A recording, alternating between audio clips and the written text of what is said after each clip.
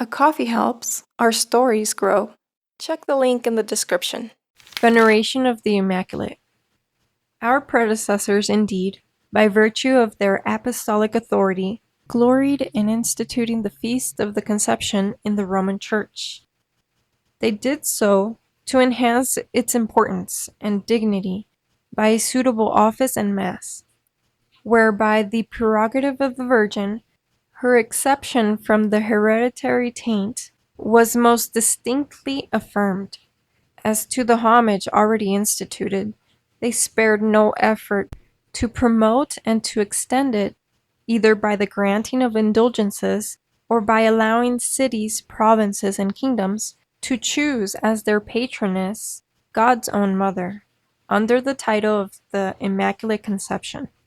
Again, our predecessors approved confraternities, congregations, and religious communities founded in honor of the Immaculate Conception. Monasteries, hospitals, altars, or churches. They praised persons who vowed to uphold, with all their ability, the doctrine of the Immaculate Conception of the Mother of God.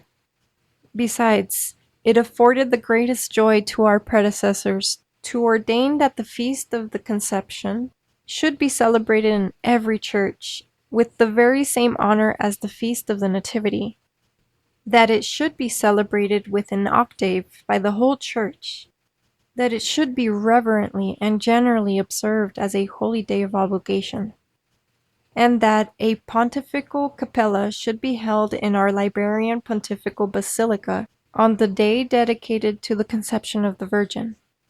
Finally, in their desire to impress this doctrine of the Immaculate Conception of the Mother of God upon the hearts of the faithful, and to intensify the people's piety and enthusiasm for the homage and the veneration of the Virgin conceived without the stain of original sin, they delighted to grant, with the greatest pleasure, permission to proclaim the Immaculate Conception of the Virgin in the Litany of Loreto, and in the preface of the Mass, so that the rule of prayer might thus serve to illustrate the rule of belief.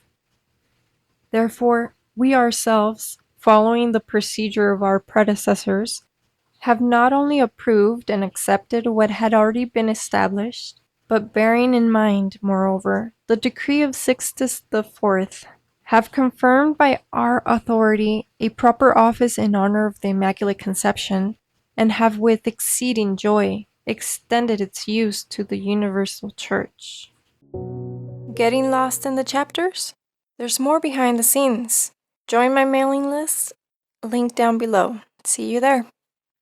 Thanks for being part of this audiobook journey. Upgrade to the premium ad-free editions. No commercials, no disruptions, just pure narrations.